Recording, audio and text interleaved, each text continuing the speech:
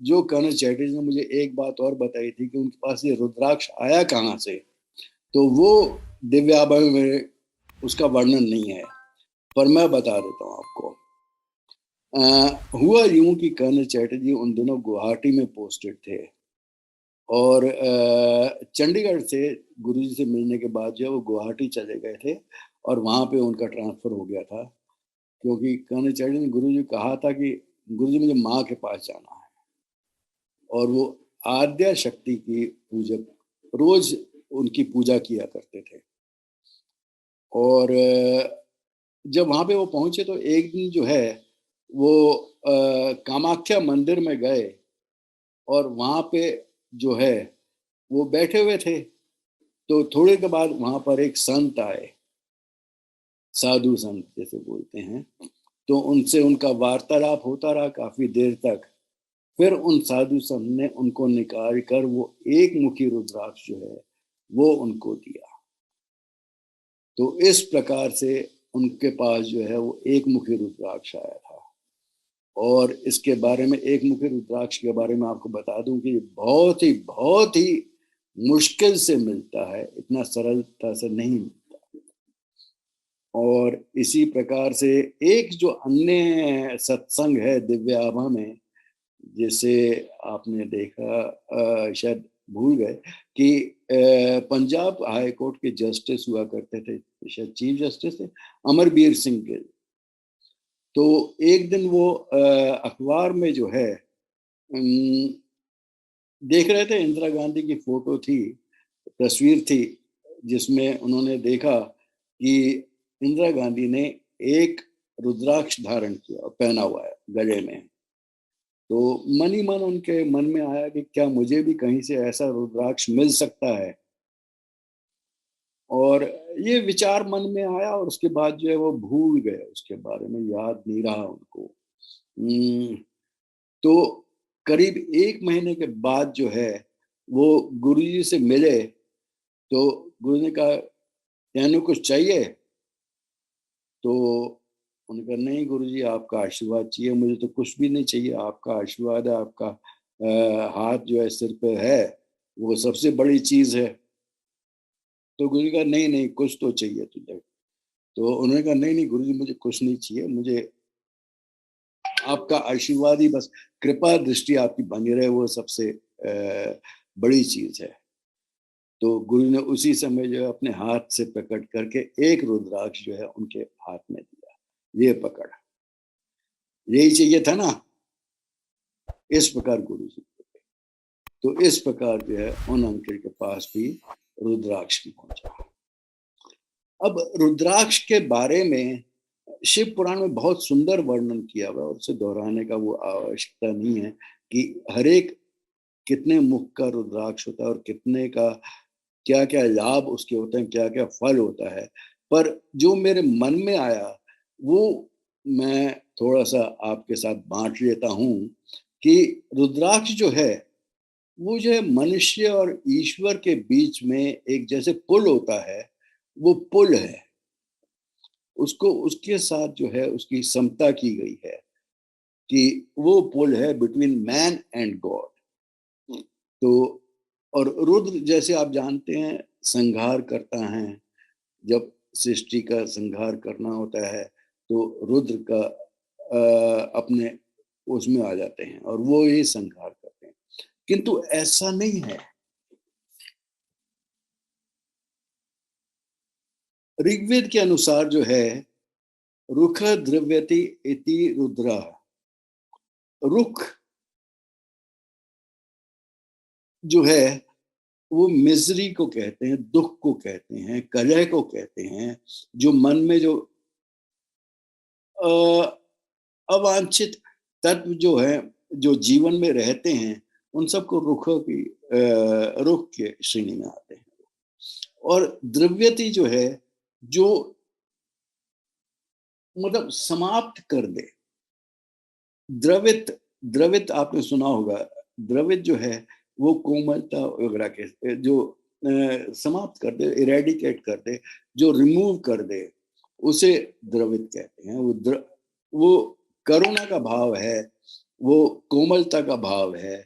और जो दुख को जीवन में की जो विपदाएं हैं उनको जो समाप्त कर दे, वो ही रुद्र है। तो रुद्र का मैं इसलिए बता रहा हूँ कि जब तक रुद्र को हम ठीक तरह से समझ नहीं पाएंगे, रुद्र के आंसू क्या हैं, उस पे थोड़ा सा विचार करना थोड़ा सरल हो जाता है, और देखते हैं कि कैसे सुंदर तरीके से वो दोनों का वो बनाया है फिर उसके बाद जो। और इस तरह जो दुख को समाप्त कर दे वो ही रुद्र हो गया ना फिर। रुख द्रव्यति इति रुद्रा, जो रुख को द्रव्य कर दे, लिक्विड बना के बहा दे। द्रव्य जो है लिक्विड होता है, तरल होता है, द्रव्य बहने वाला होता है। जो जीवन की विपदाओं को बहा दे वो ही रुद्र है। किंतु आदि शंकराचार्य, अच्छा, और श्वेताक्षर उपनिषद में एक और वो बहुत अच्छी वो दी है कि उसमें जो है रुद्र और ब्रह्म एक हैं। और वो शिव पुराण में भी आता है, जब भगवान शिव कहते हैं कि मेरे हृदय से जो उत्पन्न होगा वो रुद्र होगा, और क्योंकि वो मेरे हृदय से उत्पन्न हुआ है, वो और मैं एक ही हैं, हम में कोई भिन्नता नहीं है। किंतु आदि शंकराचार्य ने एक जगह कहा कि जो संहार के समय सबको रुला दे, संहार के समय तो रोना होता ही होता है, वो रुद्र है। सॉरी। किंतु संहार है क्या, ये हम देखें ना कि सब चीजें जो हैं एक चक्र में घूमती रहती हैं। कल्प आते हैं, कल्प जाते हैं, कल्प में 4 युग होते हैं, 71 मनवंतर होते हैं, हर एक मनवंतर में 4 युग होते हैं, सतयुग, त्रेता युग, द्वापर युग, कल युग। और वो मतलब चक्र चलता जाता है, और जैसे ही एक चतुर्युगी खत्म होता है उसके बाद रात्रि आती है, संध्या जिसे बोलते हैं, उसके बाद फिर से दूसरा चतुर्युगी शुरू जाता है। इस तरह वो चलता रहता है। तो इसमें जो है, जो देखने वाली बात है कि जो संध्या आती है वो रुद्र का कृत्य है, वो उनका काम है। पर कितनी सुंदर बात है कि ब्रह्मा की रात्रि हुई, संध्या हुई चतुर्युगी। शायद संभवतः मेरा विचार है उस समय क्या होता होगा कि ये सौर मंडल जो है वो जो है पूरा सिकुड़ कर एक छोटे से, जिसे हम आज साइंटिफिक भाषा में ब्लैक होल कहते हैं, वो बन जाता है। और जब प्रातः काल होती है तो वही ब्लैक होल जो है, जो सिकुड़ कर बना है, वो फिर से सृजन होता है उसका। ब्रह्मा जी जगते हैं और उनका फिर से सृजन होता है। फिर से सूर्य मंडल, सूर्य बनेगा, फिर से ग्रह बनेंगे, ग्रह सूर्य के चारों ओर घूमेंगे, वो सृष्टि का सृजन फिर से होगा। और वो जो चक्र जो है सॉरी,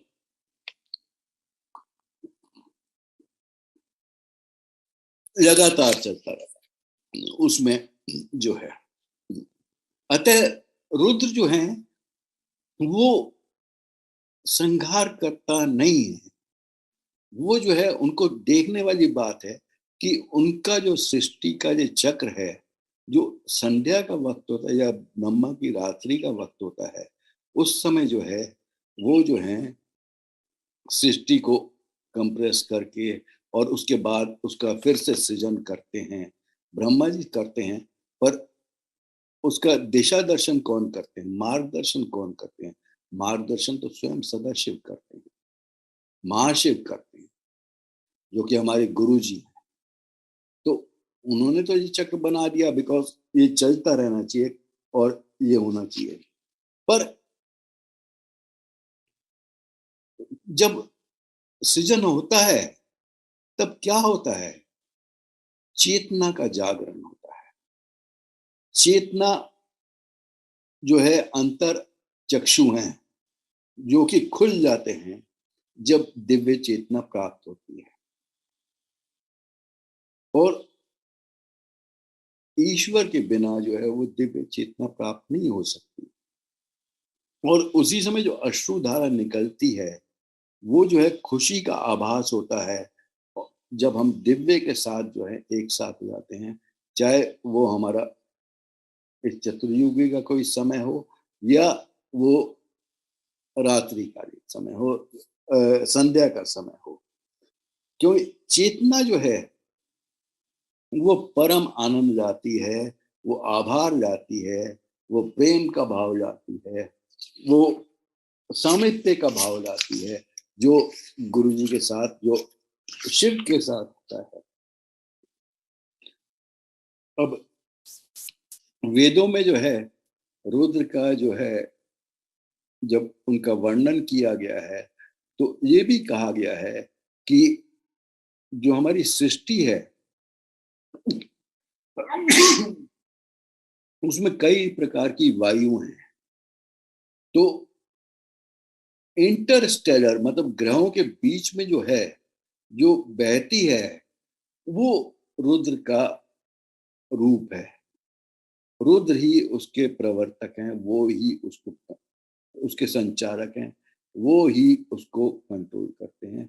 वो वायु और जो तूफान जो उसके साथ एसोसिएटेड है, क्योंकि जब वायु मंद मंद समीर बहता रहता है तो आप देखिए कितनी शांति होती है। किंतु वही समीर जब वेग में होता है और तूफान बन जाता है तब नाश करता हो जाता है वो। अब हमारे देश में तो इतना पता नहीं लगता, पर अमेरिका वगैरह में हरिकेन्स और टॉर्नाडोज और समुद्र में आप देखिए कितने कितने बड़े बड़े तूफान आते हैं, पर सबको सह जाते हैं। तो यही जो है इन्हीं का जो चलन है, चलन की क्रिया जो है वो रुद्र संभालते हैं। तो अब रुद्राक्ष क्या है? रुद्राक्ष जो है वास्तव में शिव के आंसू हैं, रुद्र के आंसू हैं।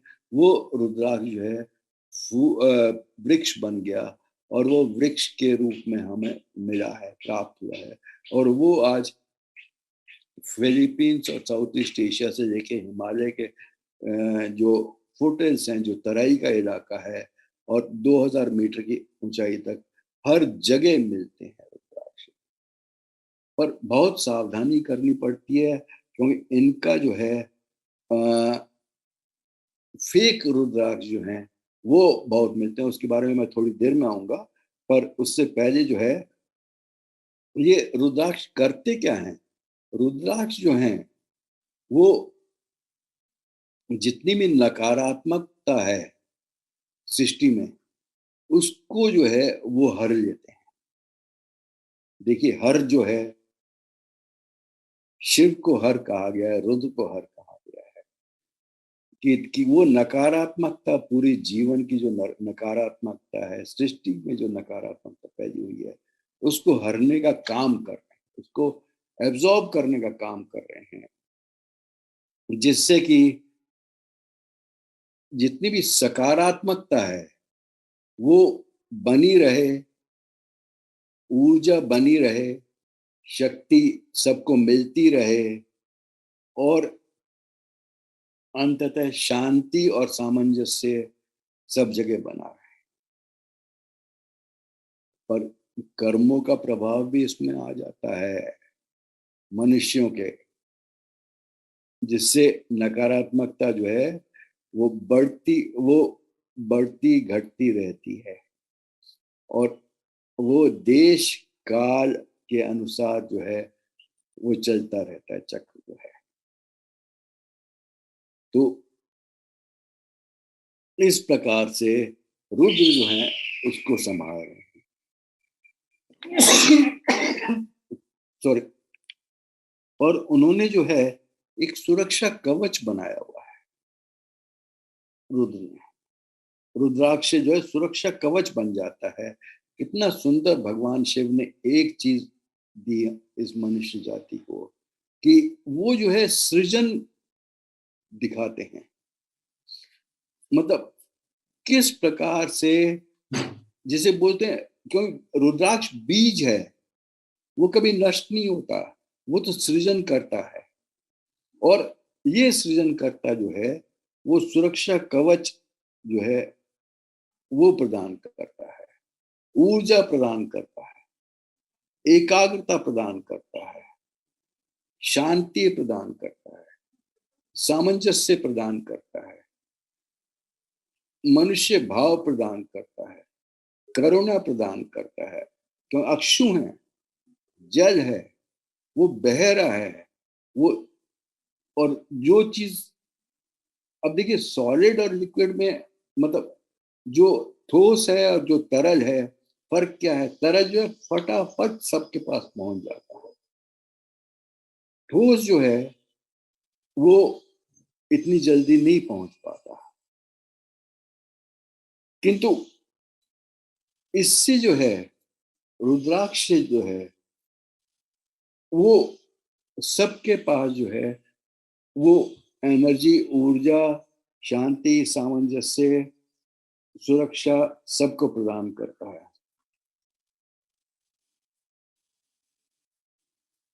जस्ट अ सेकेंड प्लीज होगा। No worries uncle. अच्छा, तो इस प्रकार, अच्छा वो रोग नाशक भी है रुद्राक्ष जो है, जैसे शिव पुराण में भी वर्णन हुआ है, मतलब वो स्पष्ट ये नहीं है, पर वो जो है रोग नाशक भी है। और इस प्रकार रुद्राक्ष का वर्णन जो है हमारे ग्रंथों में आता रहता है यदा कदा। और आजकल जो है, ऑब्वियसली मैं ये मानता हूं कि आप सबको रुद्राक्ष खरीदने का बहुत शौक होगा और देखने का बहुत शौक होगा, पर आजकल जो है नकली रुद्राक्ष भी बहुत मिल रहे हैं। और हालांकि कहते हैं कि सबसे अच्छे रुद्राक्ष जो हैं नेपाल के हैं या फिर इंडोनेशिया के हैं, जावा द्वीप पे जो मिलते हैं। और एक मुखी रुद्राक्ष जो है मैं बता दूं, वो कभी भी गोल नहीं होगा। वो जो है उसका शक्ल जो है जैसे बादाम का शक्ल होता है ना, थोड़ा ज्यादा मोटा, आप समझ लीजिए, कुछ उस तरह का शेप होगा उसका हमेशा। और इसको टेस्ट करने का, इसको देखने का क्या तरीका है? एक तो एक्सरे करते हैं इसको, तो एक्सरे करने में जितने मुख हैं उतने ही इसके अंदर के कंपार्टमेंट्स होने चाहिए, ये बहुत आवश्यक है। पर एक्सरे जो है वो सब लोग नहीं करते। और एक्सरे आप यदि करेंगे तो उससे जो है, अब इलेक्ट्रोमैग्नेटिक एनर्जी जाती है, और उसके बाद जो है उसको पता नहीं वो उतना फलदायक रहता है कि नहीं, मैं ये नहीं कह सकता। मुझे जो है इसके ज्यादा में बारे में पढ़ा जरूर है मैंने, पर मतलब कह नहीं सकते कि कितना फलदायक वो रहता है। अब जो सबसे सरल हमको लगता है वो दो चीजें हैं। एक तो जल का, जल में डाल दो, और उसके बाद जो 12-15 घंटे अगर जल में रहता है वो, और अगर उसका रंग ना छूटे, और शुरू में तो वो ऊपर रहेगा, पर जैसे जैसे पानी जो है उसके अंदर जाएगा, वो धीरे धीरे धीरे धीरे धीरे धीरे डूबने लगेगा। जबकि दूसरे जो हैं, जो लकड़ी के बने हुए रुद्राक्ष आजकल आते हैं, एक तो लकड़ी के बने हुए रुद्राक्ष आते हैं जिन पे वो डिजाइन बना देते हैं, तो वो जो है वो पानी में तैरते रहेंगे। दूसरा क्या करते हैं, वो टूटे फूटे जो रुद्राक्ष होते हैं उनको जोड़कर उसे गोंद से जोड़ देते हैं। तो जब पानी में 12-15 घंटे वो रहता है, तो उसके बाद जो है वो गोंद जो है वो ढीला पड़ने लगता है, और रुद्राक्ष भी ढीला पड़ने लगता है। और जो शुद्ध रुद्राक्ष होगा वो कभी भी आप दबा नहीं सकेंगे उसे, उसमें हवा नहीं होगी अंदर, वो सॉलिड होगा, ठोस होगा बिल्कुल। और पर इस ये जो परीक्षा करने में, रुद्राक्ष की परीक्षण होता है, उसमें समय बहुत लगता है। और जैसे जैसे और ये जो है, जो देखकर जो है वो, जो लोग जिनको जिनको पता है इस बारे में, वो उनको देखते ही बता देते हैं वो कि देखकर जो है रुद्राक्ष के कैसे होता है वो। अब आप देखिए कि शिव पुराण में कहा गया है कि श्वेत रुद्राक्ष, लाल रुद्राक्ष, पीला रुद्राक्ष और काला रुद्राक्ष, ये सब होते हैं। और लोग जो है इस तरह रंग भी देते हैं उनको, ज्यादातर वो लाल रंग में रंगते हैं क्योंकि वही सबसे आसानी से मिलते हैं बाजार में। बाकी रुद्राक्ष जो है थोड़े कठिनाई से मिलेंगे पर मिल जाते हैं। और इसमें ये देखना पड़ता है कि रुद्राक्ष के जो बाकी जितने भी रुद्राक्ष हैं वो गोल होंगे पर पूरी तरह गोल नहीं होंगे, उनमें उतार चढ़ाव होता है। और उसको जो है देखना पड़ता है बहुत ध्यान से कि उसमें कोई क्रैक तो नहीं है, टूटा फूटा तो नहीं है वो। और ये देखिए कि उसका रंग जो है ऊपर से नीचे तक एक जैसा हो। उसके जो है कि उसकी जो लाइनें हैं, रेखाएं हैं, वो एक जैसी होनी चाहिए, उनमें कोई टेढ़ापन नहीं होना चाहिए। और कई बार जो है वो ये लाइनें जो हैं वो खींच भी देते हैं, काट के बना देते हैं। तो उसके बारे में भी बहुत ध्यान से देखना पड़ता है। थोड़ा-सा हल्का-सा अगर जोर देंगे तो पता लगने लगेगा कि वहाँ पे लाइनें असली बनाई गई हैं या नकली बनाई गई, काट के बनाई गई, तेज़ औज़ार से। और जैसे मैंने कहा कि एक मुखी रुद्राक्ष तो गोल होता ही नहीं कभी, और वो मिलना ही बहुत कठिन है मेरे ख्याल से। लाखों में शायद एक एक मुखी रुद्राक्ष मिल जाएगा। और उसके अलावा जो है कि ये रुद्राक्ष को जो है मतलब जो उसके एक्सपर्ट्स होते हैं, जो जिनको पता होता है, वो देखकर ही बता देंगे। फिर उसके बाद कार्विंग होती है उसकी, बहुत ही सुंदर तरीके से वो कार्विंग करते हैं। पर यदि रुद्राक्ष का जो है उसको जो अगर देखें आप ध्यान से तो उसमें जो है अच्छा, एक टेस्ट और है जो कि मेरे मन में अभी आया है, जो कि मैंने सुना है पर मैंने कभी देखा नहीं है कि अ, तांबे के सिक्कों के बीच में अगर रुद्राक्ष को रखो, 2 तांबे, एक सिक्का नीचे रख दो, उसके ऊपर रुद्राक्ष रख दो, उस रुद्राक्ष के ऊपर दूसरा तांबे का सिक्का अगर हल्के से रखेंगे, तो रुद्राक्ष गोल-गोल घूमने लगता है। सुना है मैंने, मैं आपको बता रहा हूँ पर मैंने कभी देखा नहीं है। पर यदि कहा है तो होता होगा, शायद संभवतः शुद्ध रुद्राक्ष के साथ होता होगा कि ये इस तरह घूमता है। तो ये बातें थोड़ी मेरे मन में आई थी तो उन्हीं को मैं बता रहा था। और 2 मुखी रुद्राक्ष जो है उसको गौरी शंकर रुद्राक्ष भी कहते हैं। और वो अखरोट की तरह होता है करीब-करीब। और मतलब उतना जितने अखरोट के बीज के वैसे होते हैं उसी तरह का कुछ मिलता-जुलता कह सकते हैं। पर बिल्कुल वैसा नहीं, पर थोड़ा कम उसमें डिविजन्स होते हैं। मतलब अखरोट में तो काफ़ी डिविजन्स आपको दिख जाते हैं अखरोट के दाने में, उसमें इतने नहीं होते। और कई बार जो है रुद्राक्ष जो है उसके ऊपर जो है सूंड वगैरह डेढ़ रुद्राक्ष, जैसे सवा रुद्राक्ष या डेढ़ रुद्राक्ष, तो उसको जो है गणपति रुद्राक्ष भी कहते हैं। और आजकल तो बाजार में 21 मुखी रुद्राक्ष तक कहते हैं, पर शिव पुराण में जो वर्णन है वो एक मुखी से लेके 14 मुखी रुद्राक्ष तक है। और उसी को हमें शुद्ध मानना चाहिए। उससे अधिक वाले जो हैं उसको हमें शुद्ध नहीं मानना चाहिए। उसको जो है नकली ये समझना चाहिए। हो सकता है मिलते हों, मैं इतना वो उसमें एक्सपर्ट नहीं हूँ, पर संभवतः शायद मिलते हों। और कई बार 2 रुद्राक्ष जुड़े होते हैं तो उनको भी गौरी शंकर रुद्राक्ष कहते हैं। तो इस प्रकार से मेरे मन में कुछ बातें आई थी।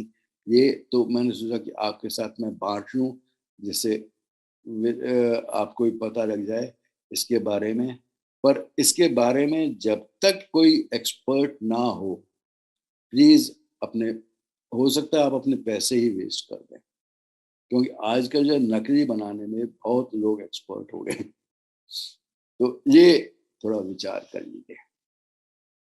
तो इसी के साथ ही रुद्राक्ष का बहुत सुंदर ये हुआ, भगवान शिव का आशीर्वाद है इसमें, रुद्र का आशीर्वाद है, रुद्र के चक्षु आंसू हैं ये। और इसके बारे में कुछ जो कहते हैं कि एक तो रुद्राक्ष जो हल्का होगा ना, जो नकली रुद्राक्ष होगा वो संभवतः या तो बहुत हल्का होगा, या हो सकता है अगर अंदर शीशा वगैरह भरा हो तो बहुत भारी भी हो सकता है। कई बार जो है ऊपर से वो जो है शीशा वगैरह लेड भी भर देते हैं उसमें, और उसकी जो रेखाएं हैं वो ऊपर से नीचे तक एक बराबर एक जैसी होनी चाहिए। और उसको जो है कई बार आप देखिए उसमें फंगस वगैरह तो नहीं लगी, उसमें कहीं वो क्रैक तो नहीं है, कोई दरार तो नहीं पड़ी हुई। फिर हल्के रुद्राक्ष में वो नॉर्मली नकली होंगे या बहुत भारी होंगे। ये जो रुद्राक्ष है वो सॉलिड होता है, ठोस होता है और बहुत सुंदर होता है देखने में। और एक जो है मैंने देखा था, करते हुए देखा है लोगों को कि वो अपनी हथेली पे रुद्राक्ष रख लेते हैं और फिर मन में विचार करते हैं नमः शिवाय करके, और उसके बाद जो है उनको पता लग जाता है कि उसका जो है असली है कि नकली है। ये बहुत सुंदर टेस्ट है जो कि मेरे ख्याल से बाकी सब टेस्ट से जो है हमको जो मतलब जिसमें असली नकली का इतना पता ना लगे, इसमें जो है भगवान शिव स्वयं ही आपकी मदद करेंगे और वो आपको पता है। तो इसी के साथ ही मैं इसका थोड़ा समापन करता हूँ और आपसे आज्ञा लेता हूँ। गुरु जी से अगर कोई मेरे से गलती हुई हो तो मैं क्षमा याचना करता हूँ, और आप सबसे भी अगर मेरे से कोई गलती हुई हो समझाने में, बताने में